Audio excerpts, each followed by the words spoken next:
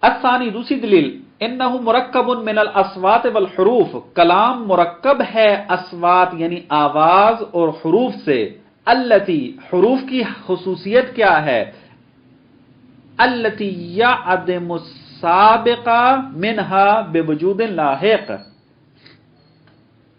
یعدم السابق من یعدم السابق منها بوجود لاحقہ، یہاں پر کیا ہے حروف، اس کی حقیقت کیا ہے کہ حروف میں سے سابق معدوم ہوتا ہے بوجود لاحق ہی، اپنے لاحق کے وجود کے ذریعے، یعنی سابق یعنی پہلا حرف ختم ہوگا، معدوم ہوگا، تب دوسرا لفظ جو ہے وہ وجود میں آئے گا۔ پس عدم سابق جو ہے وہ معدوم ہوتا ہے کس کے ذریعے؟ وجود لاحق کے ذریعے۔ والقدیم لا يجوز علیہ العدم، تو اگر آپ کلام کو قدیم مانتے تو قدیم پر کبھی بھی عدم نہیں آتا، تو اس کے اوپر تو عدم آ رہا ہے، بس یہ قدیم نہیں ہے بلکہ حادث ہے۔ الثالث تیسری دلیل انہ لو کان قدیما، اگر کلام قدیم ہو لازم الکذب علیہ، تو خداوند متعال پر کذب لازم آتا ہے، واللازم باطل، لازم باطل ہے، یعنی خدا جو ہے وہ کاذب نہیں ہے، فالملزوم مثلو، تو ملزوم بھی اسی طریقے سے باطل ہے، یعنی کیا مراد، پس کلام قدیم نہیں ہے۔ بیان الملازمہ، کیسے اگر کلام قدیم ہو تو خدا کا کاذب ہونا لازم آتا ہے، یہ ملازمہ کیا ہے اس کے اندر، بیان الملازمہ انہ اخبر بارسال نوح علیہ السلام فی الازل، چونکہ کلام قدیم ہے تو اس کا مطلب یہ ہے کہ خدا نے ازل سے یہ خبر دی ہے کہ نوح کو بھیجا ہے، ارسال کیا ہے، بقولہ انا ارسلنا نوحا الی قومہ ولم یرسلہ، حالانکہ خدا نے ابھی تک نوح کو بھیجا نہیں ہے، چونکہ نوح ازل میں موجود نہیں تھا۔ اذ لا سابق علی الازل، چونکہ ازل پر کوئی سبقت نہیں تھی نوح کی کہ وہاں پر موجود ہوتا، ازل سے پہلے نوح موجود تھے، پھر بعد میں جو ہے وہ یہ کلام کہا گیا۔ پس اس کا مطلب کیا ہے، یہ جب کلام کہی جا رہی ہے نوح موجود نہیں ہے، فیکون کذبا، تو اس کا مطلب ہے کہ خداوند متعال نعوذ باللہ جھوٹ بول رہا ہے۔ الرابع چوتھی دلیل انہ یلزم منہ العبث، اگر کلام کو قدیم مان لیا جائے تو لازم آتا ہے کہ کلام خدا عبث ہو، خدا عبث کام انجام نہیں دیتا، جیسے قولہ تعالی وَأَقِیمُوا الصَّلَاةَ وَآتُوا الزَّکَاةَ، یہ کلام موجود ہے ازل سے، لیکن یہ اذ لا مکلفہ فی الازل، کیونکہ مکلف ازل میں موجود نہیں ہے، تو اس کا مطلب ہے کہ اس امر کا موجود ہونا اور مکلف کا موجود نہ ہونا عبث کام ہے۔ والعبث قبیح، اور عبث کام جو ہے وہ قبیح ہوتا ہے، فیمتنع علیہ تعالی، کہ اور خدا کبھی فعل کو انجام نہیں دیتا، ممتنع ہے خدا کے اوپر۔ الخامس پانچویں دلیل قولہ تعالی، خود قرآن کہہ رہا ہے میں حادث ہوں، ما یأتیہم من ذکر من ربہم محدث، خدا کی طرف سے ذکر نہیں آیا ان کی طرف، کہ یعنی ایسا ذکر جو محدث ہے، یعنی محدث صفت ہے اس کی،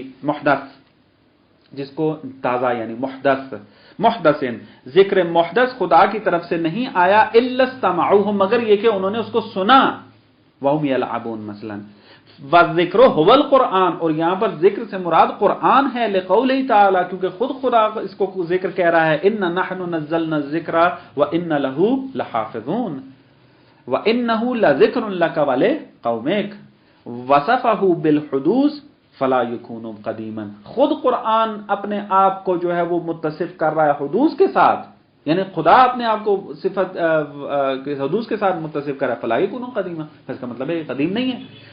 یہ مطلب ہمارا ختم ہو گیا۔ اب مصنف کی عبارت میں آئے،